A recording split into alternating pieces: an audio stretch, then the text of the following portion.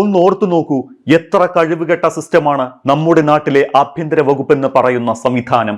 ഒരു സാധാരണക്കാരനല്ല, അറിയപ്പെടുന്ന ഒരു രാഷ്ട്രീയ പാർട്ടിയുടെ നേതാവായിട്ട് പോലും നിരപരാധിയായ ഒരാളെ ഒരു കാരണവുമില്ലാതെ കുറ്റവാളികളെ കൊണ്ടുപോകുന്നത് പോലെ ജീപ്പിലിട്ട് കൊണ്ടുപോയി അടിച്ചു ചെവിക്കല്ല് തകർത്തിട്ട് അക്കാര്യത്തിൽ പരാതി നൽകിയിട്ടും കോടതി നേരിട്ട് കേസെടുത്തിട്ടും കുറ്റവാളികൾക്കെതിരെ നടപടിയെടുക്കാൻ വേണ്ടി വന്നത് 29 മാസം.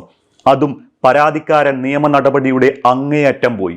പോലീസുകാർ തന്നെ മുക്കിയ CCTV ദൃശ്യങ്ങൾ ശേഖരിച്ച് അത് പുറത്തുവിട്ടതിന് ശേഷം മാത്രമാണ് നടപടി ഉണ്ടായത് എന്ന് ഓർക്കുമ്പോൾ എന്താണ് പറയേണ്ടത്?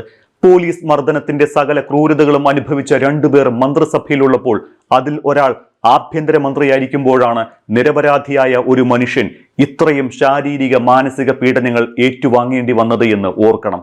അങ്ങനെ ഒരു മനുഷ്യൻ ഇത്രയും പീഡനം സഹിച്ചിട്ടും ഇന്നും ജീവിച്ചിരിക്കുന്നുണ്ട് എങ്കിൽ അത് അയാളുടെ മനക്കരുത്തും ഒപ്പം ഇന്നും നീതിന്യായ വ്യവസ്ഥയിൽ വിശ്വാസം നഷ്ടപ്പെട്ടിട്ടില്ലാത്തത് കൊണ്ട് കൂടിയാണ് എന്ന് മനസ്സിലാക്കുക.